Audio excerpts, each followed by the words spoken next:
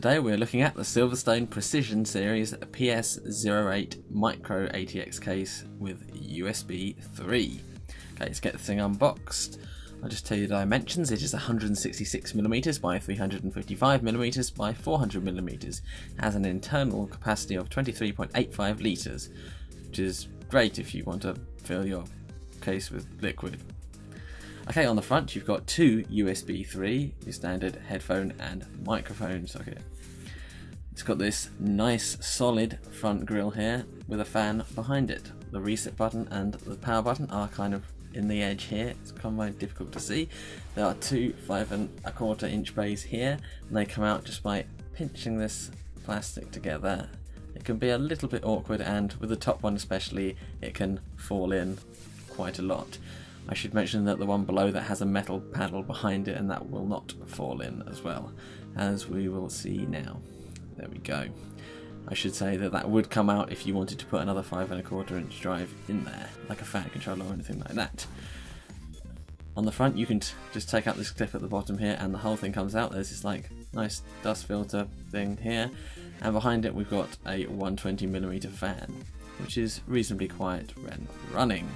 Okay, if you look at the sides of it, it's all quite solid. There's hardly any flex in them at all. There's just this little grill here above the heatsink, so you can get a bit cooler. Top of the case is just standard, nice smooth metal. The other side, again, just a plain panel pretty much, and it is very solid. It doesn't have lots and lots of flex in, as you often get. On the back you have room for the power supply at the top, the I/O panel down here. It's got 4 expansion slots, and we have room for one 80mm or 92mm fan. An exhaust fan normally. I'll just take the side panel off and show you what it's like inside. Okay, within the case you have the quick start guide for the case, and all the screws and other things like that, adapters and standoffs, etc, etc, they're all kind of inside that paper there. On the front you've got your standard front panel connectors, HDD lights, etc. You've got the front panel fan, the front fan connector, the USB 3 connector, and your HD audio connector. On the other side you've got standard cutout for the motherboard. You see the front panel wires coming through here. There's not really much to do this side other than screw in your hard drives like that. There's not really much in the way of cable management. If you tried to run your cables around that gap there, it wouldn't work very well. If you look inside here, it has room for 4 standard size hard drives and one 2.5 inch drive, so you'd have to use an adapter at any other point.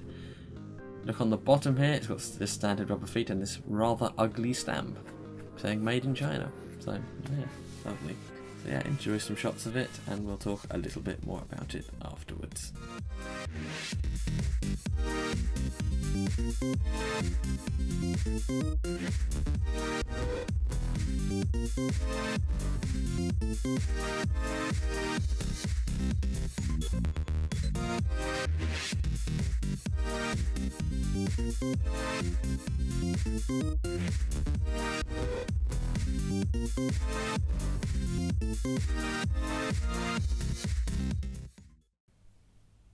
Hi guys, okay, so let's talk a little bit more about this case. This is a few days after I did the unboxing of this. I've now put a system in it, so I'd like to take you just through a little few things I've noticed since the unboxing. Okay, so if we start here, yeah, the 5¼ inch bays, 2 of them here, yeah, these things here are quite awkward to take out though, if you see. They are slightly, and it's very tempting to just go like this all the time. They work, they clip in there and they clip in there, and it's on kind of these bendy things here. But it is quite easy to accidentally push these out. Now that goes mostly for the top one. This second one down has a metal thing here, which does kind of keep it from accidentally being pushed in. But this top one, if you don't put anything in it, it's very easy to just push this all the way through. So I just put that back in there. Okay. Second of all, these 2 USB slots are quite stiff. I don't know, this could just be from this particular case that I have here. They are quite stiff to go into, but other than that, a thing I do want to note, the front intake, this is very, very solid. For a case of this cost, I think it's only about £29 or something like that. it feels so solid. If we just lift this out here, on the inside of here you've got kind of a dust filter, I suppose. It's kind of a much finer than the actual air intake, and you have your 120mm SilverStone fan right here. So it's very easy to clean. Just pop it out, give us a wipe or something, and when you want to put it back in here, in there, and this, it's so solid. I mean, I've got a gigabyte case of similar price, and the front is just this flex in so much. And if you look at the side panels, there's just, this is solid. Here especially, solid. This doesn't like go doom, doom, doom, doom, flex in and out like that. Other things to say about this, when it has a system in it like this, it was quite easy to get in. I didn't find myself with no room. I didn't find myself cutting myself on things all the time, like I do sometimes have a habit of doing, especially in small cases. And I like small cases, it's weird. Anyway, this system's, while not very tiny, I will show you what it looks like inside. This system is actually from a build that I am doing. I've got a video of how I put it all together coming up, but it's a massive file, so it will be quite a while in editing. Okay, so if you're looking here, it can take up to 140mm on the heatsink. This is 134, I think, so it's really right on the limit of how high it can go, really. I would say when you've got a heatsink in like this, it is quite difficult to get to the hard drive bays here, which is actually something I should have noticed before I put this in, but I put the motherboard in with it all connected for the sake of the video I was doing, and I realised I couldn't actually get to here, so you have to take the whole motherboard out, or you can kind of, it will go in here and it will go in here, but the middle one's really difficult to get to unless you have a 2 and a 5? Not the first time I said 2 and a 5. 2.5 inch drive, like an SSD right here.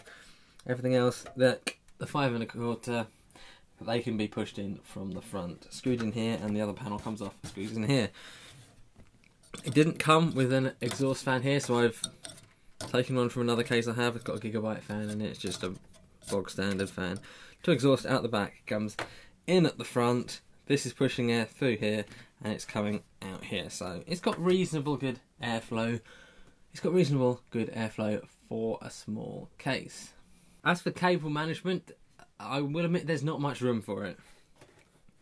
I mean, if you want everything really, really neat, I mean, this is not neat, and it's because I haven't really looked into cable managing it, really. But there's not really many places it can go. It's a small case, and you do have to compromise in certain areas. And as I say, for the price point, it's incredible. I mean, like, there's no grommets for external water cooling, but when you're paying £29 for a case, you've really got to think, do you want it to have every single feature possible, or do you want it to actually be a nice solid case that you want? And this definitely falls into the latter category.